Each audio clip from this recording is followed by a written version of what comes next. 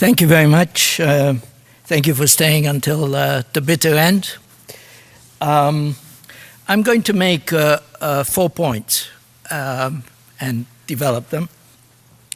One is the need for the Bretton Woods institutions, that is the World Bank, IMF, and WTO, which both Arvind and I are going to talk about.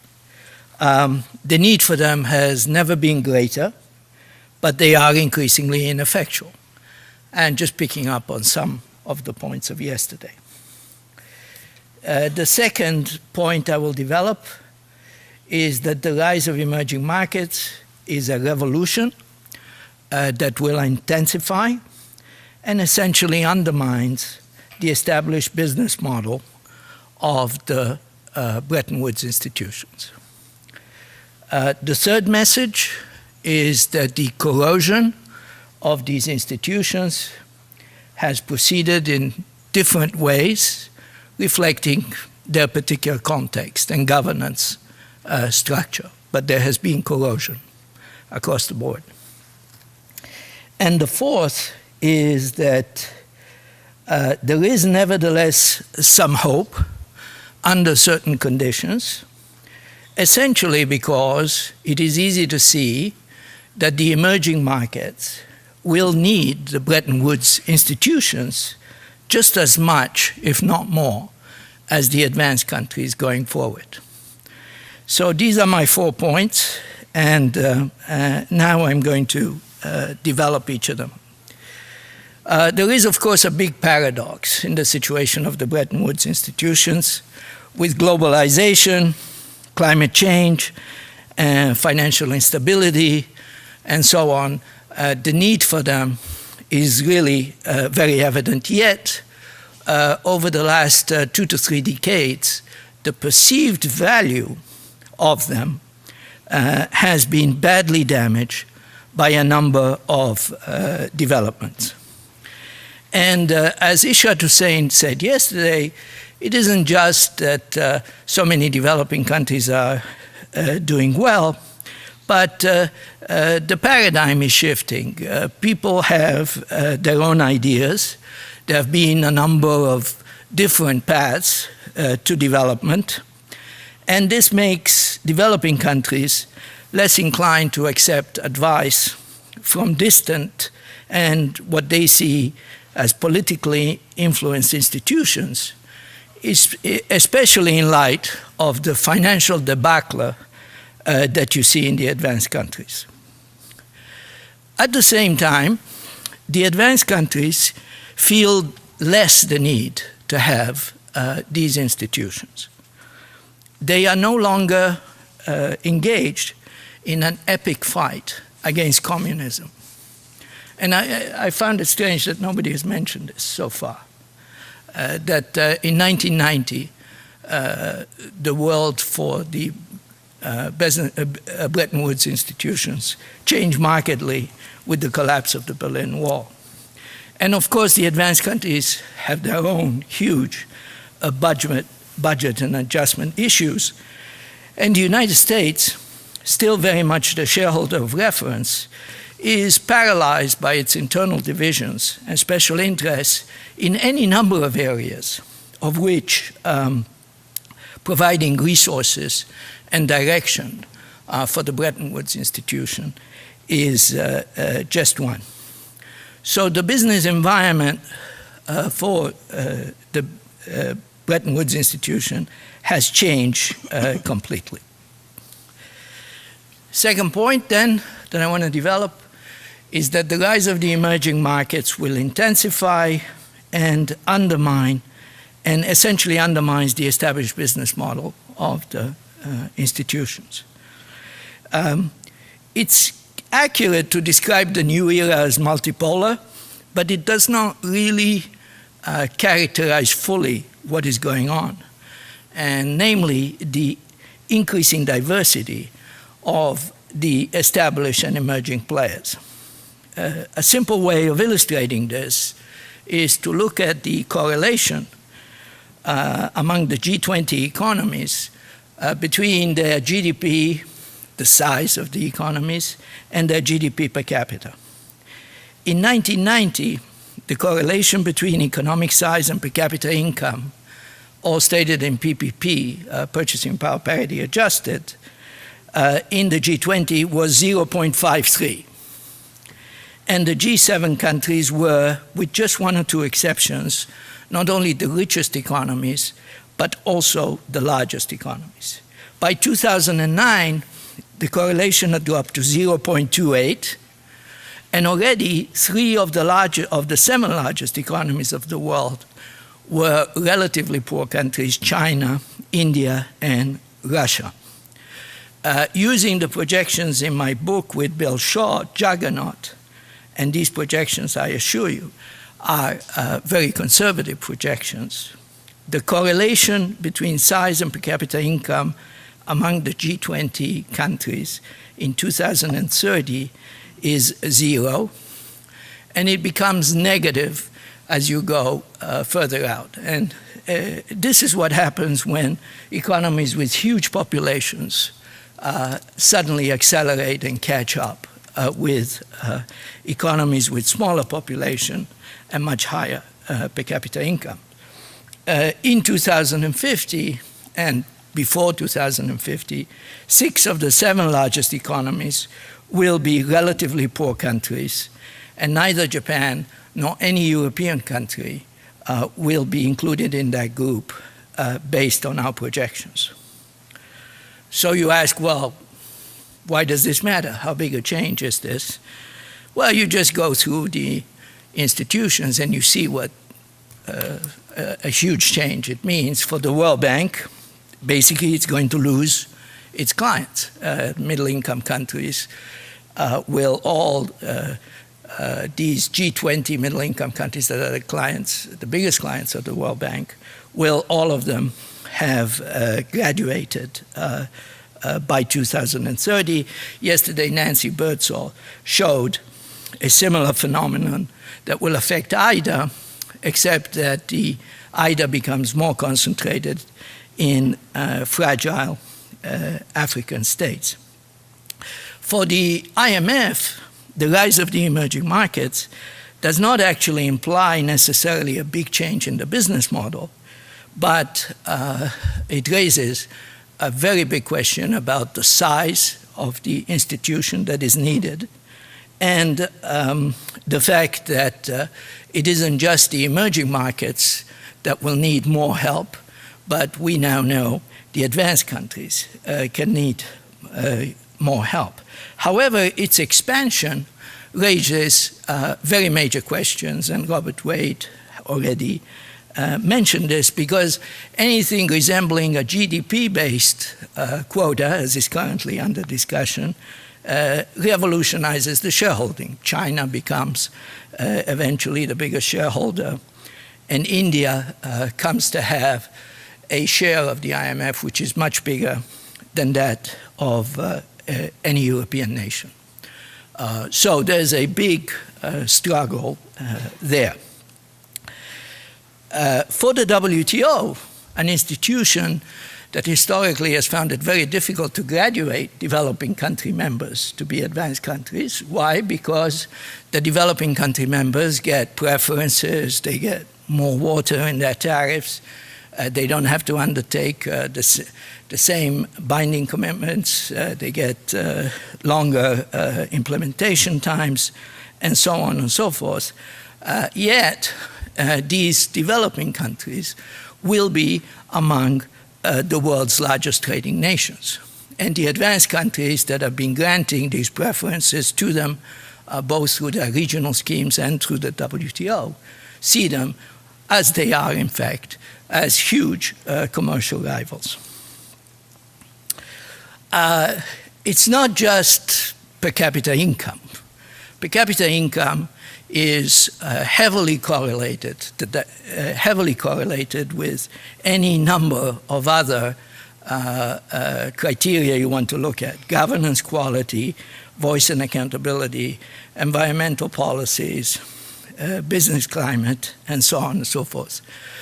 So we are moving into a world where global governance will have to mediate between a large number of countries with very, very different revealed preferences in terms of political systems, regulation, exchange rate regimes, policies, and so on and so forth. The tensions that are associated with this revolution have been evident for some time. They're not new. I've talked about the governance debates, but you can go back to the mid-1990s, the failure of the OECD multilateral agreement on investment, in good part because developing countries protested that they were not part of it. You can go to the Doha Development Agenda, which seemed to cast a new light, but that light has since dimmed. And the divisions between developing and advanced countries have spawned any number of controversies, de minimis outcomes, and outright failures, such as the Cancun, Hong Kong, and Geneva trade ministerials, the Copenhagen and Cancun summits on climate change, the US-China dispute over global imbalances, the currency wars controversies, and so on and so forth.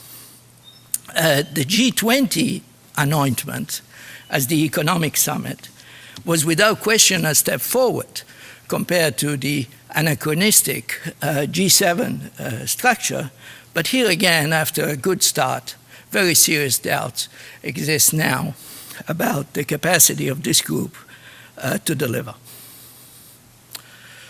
Now, the third point of my presentation is that the corrosion of the Bretton Woods institution's role has proceeded in different ways, in different contexts.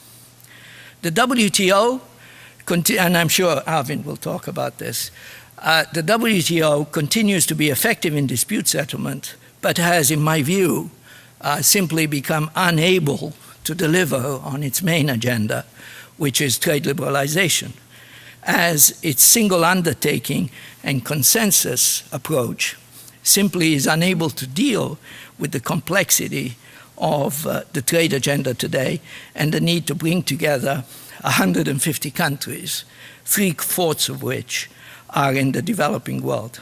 In the WTO, everyone has a veto.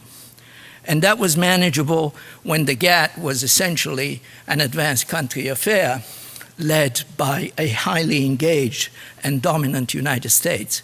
We are not there anymore. In the World Bank and IMF, unlike in the WTO, only the United States has a veto, has an effective veto, because of the 85% rule. All the other countries have given up some sovereignty to majority voting and a constituency structure. Now, in part because of this more conducive governance structure, the World Bank and IMF, unlike the WTO, are able to operate on their day-to-day mainstream agendas quite effectively. However, in part because of a recalcitrant US Congress, the World Bank and IMF have been unable to undertake the expansion and big strategic shifts that are needed to remain relevant. The IMF is seen as indispensable in times of crisis, but it was only a few years ago that it was marginalized, reflecting in part deep dissatisfaction on the part of borrowers about its role in the Asian crisis and subsequent fallout. And this is absolutely linked to the question of governance, because the IMF is still today viewed as being overwhelmingly a Euro-Atlantic institution, as I believe Arvind Subramanian likes to say. Recently, the worry has resurfaced in a different form. You saw that this morning when we discussed the lender of last resort role, that the IMF has clearly, by any objective criteria, bowed to the interests of its European constituency, both in terms of the size of the packages, the risk it is undertaking and the subsumed role that it has accepted. So these are some of the reasons that the IMF is in trouble, and support in the US Congress for a further resource expansion of the type that Ted Truman has been, which Ted Truman has advocated, although in different forms, support for that is non-existent. Even though the World Bank has played a significant part in supporting its clients during the crisis, it is no longer viewed as filling a compelling need in the middle-income countries. And Nancy mentioned this already, so I can skip on in the interest of time. The point that the bank has become essentially almost insignificant as a financial player has been made again and again in the last day, and a number of examples of this have been put forward. So again, I won't go there. I go to my last point, which is that there is hope, and partly I'm speaking to young people, and profound pessimism should really be left to those of my generation at this point. There is hope because the emerging powers will need, under certain conditions, will need the Bretton Woods institutions as much as the advanced countries. The $64,000 question is, as developing countries become more important, will they become more like advanced countries? Will there be a convergence of values? And I will come to that in a second. There are two additional conditions. One is that the Part 1 shareholders let go, in inverted commas. The syndrome that we're observing is actually well known in family-owned firms. The founder and owner has done a remarkable job, but is now out of touch with the times and losing interest. Yet he refuses to sell the company or appoint professional management to keep the show running. Meanwhile, the clients are unhappy and competitors are closing in. The point is that the US and Europe, and that's the first condition, must allow the institutions to evolve and grow, reflecting the rising weight and growing needs of developing countries. I believe, by the way, that that is the way they're headed, despite all the resistance. The second condition is that the developing countries see the importance of these institutions as they rise. In 2030, China's per capita income, according to my projections, will be, in real PPP terms, will be about the average of the G7 in 1990. It will not be that different than the economies, at least in that dimension, than the economies that have taken us to this point. But more importantly, it's very easy to see that it will be the developing countries, and beginning with China, that will have the greatest needs for these institutions. I will take three examples just briefly because of shortage of time. The first example is the WTO. That's very simple. Developing countries will have 70% of world trade, according to my projections, within about a generation and a half. Yet, WTO disciplines hardly bite in a lot of developing countries, not in China. China, because of its WTO accession. China will be the free trade power of the 21st century. They will want, for them, this is going to be a very, very big issue. The fact that Brazil and Argentina just raised their tariffs while remaining completely WTO compliant has got to bother people in Beijing just as much as people in Washington and Brussels. Second example, who historically has suffered the most devastating financial crisis? It's actually the developing countries. And the incidence of financial crisis there has been much higher than the advanced countries, the last few years experience notwithstanding. However, these developing countries, as they grow and integrate into the global system, will become systemically very, very important. And so it's developing countries that will be very worried about the risks emanating from a problem in another developing country. And that's the reason why the IMF has the opportunity, if it resolves the governance issues, to remain extraordinarily relevant in the world to come.